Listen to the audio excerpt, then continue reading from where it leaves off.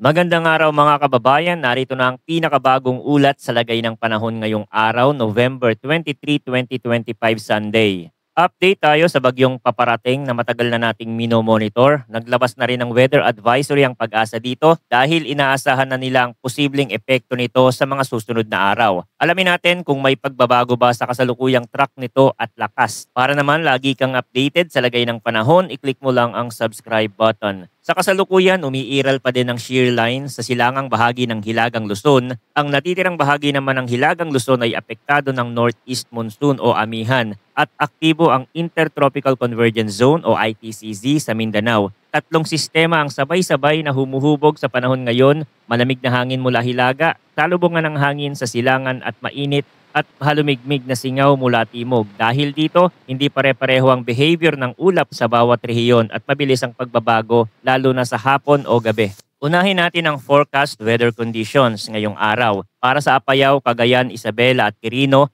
asahan ang maulap na kalangitan na may kalat-kalat na pag-ulan at thunderstorm dahil sa shear line. Posibleng magsimula sa mahinang ambon sa umaga, paputol-putol na ulan sa tanghali at mas buhos bandang hapon hanggang gabi kapag sumalubong ang malamig na hangin ng amihan sa basang hangin mula sa silangan. Bantayan ang biglang paglabo ng tubig ilog at maliliit na pagguho sa gilid ng bundok. Kung matagal nang basa ang lupa, mas mabilis ang pag-apaw ng sapa at creek. Sa Northern Mindanao, Caraga, Davao Region, Eastern Visayas at Bohol, maulap ang kalangitan na may kalat-kalat na pag-ulan at thunderstorm dulot ng trough ng isang low pressure area. Ito ang paunang ulan ng sistemang unti-unting humihila ng moisture mula sa dagat. Karaniwan, umiinit sa tanghali, tataas ang moisture at magbibuild ng linya ng mga ulap bandang hapon hanggang gabi. Kung lalakas ang ulan sa loob ng ilang oras, maaaring magkaroon ng mabilis na pagbaha sa mababang kalsada, pagtaas ng tubig ilog sa mga flood-prone communities at pagkaantala ng biyahe sa mga tulay na mababa ang clearance. Sa Aurora, Quezon at Camarines Norte, maulap na may kalat-kalat na pag-ulan at thunderstorm dahil sa easterlies. Mas apektado ang mga baybaying nakaharap sa Pacific at mga bayang nasa paanan ng Sierra Madre. Kapag sumabay ang init ng tanghali at bugso ng mamasa-masang hangin mula sa silangan,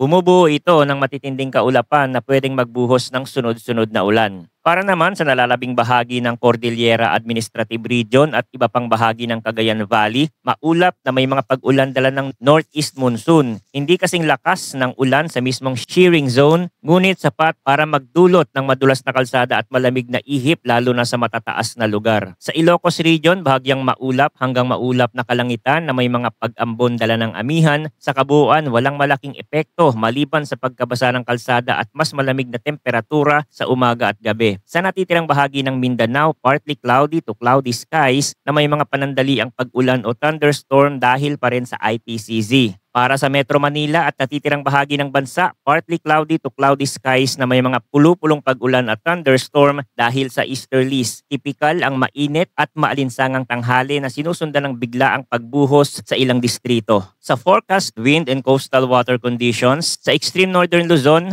malakas ang hanging northeast kaya rough ang dagat na may taas ng alon mula 2.8 hanggang 4 meters. Sa natitirang bahagi ng northern Luzon at sa silangang section ng central Luzon, southern Luzon at Visayas, katamtaman hanggang malakas ang hangin mula northeast at ang dagat ay moderate to rough na nasa 2.1 hanggang 4 meters. Sa Visayas at natitirang bahagi ng Luzon, katamtamang northeast to north wind na may moderate seas mula 1.2 hanggang 2.5 meters. Sa Mindanao, banayad hanggang katamtaman ng hangin mula northeast hanggang northwest at slight to moderate ang dagat na nasa 0.6 hanggang 2.1 meters. Tandaan na sa paligid ng malalakas na thunderstorm, pwedeng sumipa ang bugso at alon lampas sa general forecast. Kaya laging tumingin sa lokal na gale o small craft advisories bago pumalaot. Sa latest weather advisory na inilabas ng Pag-asa para sa shear line at low pressure area, ngayong araw inaasahan ng 50 hanggang 100 millimeters na ulan sa Cagayan at Isabela. Bukas nasa 50 hanggang 100 millimeters pa rin sa Cagayan at Isabela, habang sa Kabikulan at silangang Visayas hanggang Caraga at ilang bahagi ng Northern Mindanao, kabilang ang Northern Samar, Samar, Samar, Eastern Samar, Leyte, Biliran, Southern Leyte, Cebu, Bohol, Siquijor, Dinagat Island, Surigao del Norte, Surigao del Sur, Agusan del Norte, Misamis Oriental at Camiguin may potential din sa mataas na ulan depende sa paglapit ng trough ng LPA. Sa Tuesday, November 25, 100 to 200 millimeters ang posibleng ulan na maranasan sa Northern Samar and Eastern Samar, habang 50 hanggang 100 millimeters ang posibleng maranasan sa Isabela, Aurora at Quezon, Camarines Sur, Camarines Norte, Catanduanes, Albay, Sorsogon, Masbate, Oriental Mindoro, Marinduque, Romblon, Antique, Aklan, Capiz, Iloilo, Guimaras, Negros Occidental, Negros Oriental, Cebu, Bohol, Samar, Biliran, Leyte, Southern Leyte, Dinagat Islands at Surigao del Norte. Inaasahan na mas mataas pa ang heavy rainfall sa mga kabundukan at mataas na lugar at mas malala ang epekto kung basa na ang lupa nitong mga nakaraang araw. Update sa paparating na bagyo na minomonitor natin, nasa loob na ng Philippine Area of Responsibility ang low pressure system na anumang oras ay pwedeng maging tropical depression. Kapag na-upgrade bilang tropical cyclone, bibigyan ito ng local name na verbena. Base sa kasalukuyang takbo, kumikilos ito pa Kanluran, Hilagang Kanluran at posibleng unang sumayad o maglandfall sa Northern Mindanao, partikular sa Siargao o Dinagat Island. Bago baybayin ng Visayas, daraan sa hilagang bahagi ng Palawan at lalabas sa West Philippine Sea. May pagkakahawig ang ruta sa dinaanan ni Bagyong Tino, ngunit tandaan na hindi eksaktong kopya ang bawat bagyo at kahit maliit na liko ay may malaking epekto sa kung aling probinsya ang mas maaapektuhan ng buhos ng ulan at hangin. Pagdating sa lakas, hindi inaasahang kasing tindi ni Bagyong Tino ang paparating na sistema. Higit na malamang na manatili ito sa tropical storm o severe tropical storm bago ang unang pagtama sa lupa, lalo na kung bahagyang mataas pa ang vertical wind shear at may interaction sa amihan. Gayunman, kapag nakalabas na ito sa dagat kanluran, posibleng muling lumakas kung mainit pa rin ang ibabaw ng dagat at maayos ang outflow sa itaas. Hindi natin pwedeng maliitin ang ganitong bagyo dahil batay sa mga nakaraan, ang pinakamalaking pinsala ay madalas nagmumula sa ulan at pagbaha, hindi lamang sa lakas ng hangin. Sa Visayas, may mga ilog basin na mabilis umapaw kapag naipon ang ulan sa loob ng ilang oras. Ang kombinasyon ng tuloy-tuloy na buhos at high tide ay posibleng magpabilis ng pag-akyat ng tubig sa estero at kalsada. Habang papalapit ang sentro o trough ng LPA, asahan mas lalawak ang sakop ng mga kaulapan sa Eastern Visayas, Caraga at Northern Mindanao. Kapag humigop na ang sistema ng mas maraming moisture mula dagat, lilitaw ang mga rain band na magbibigay ng sunod-sunod na buhos lalo na sa mga baybaying nakaharap sa Pacific at mga lambak na nakahanay sa direksyon ng hangin.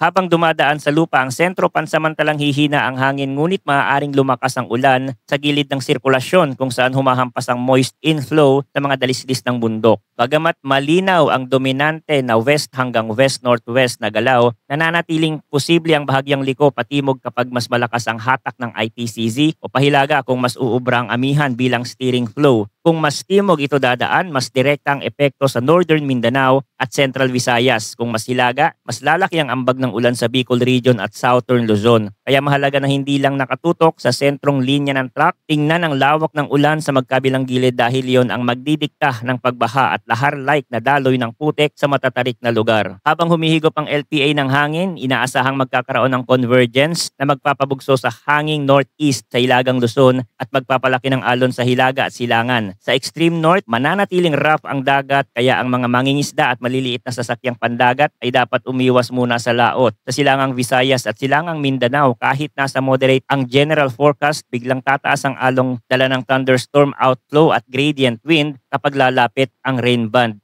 Kaya mga kababayan, manatili po tayong nakatutok sa mga susunod na updates sa paparating na bagyo. Maraming salamat sa inyong walang sawang suporta at mag-ingat po tayong lahat.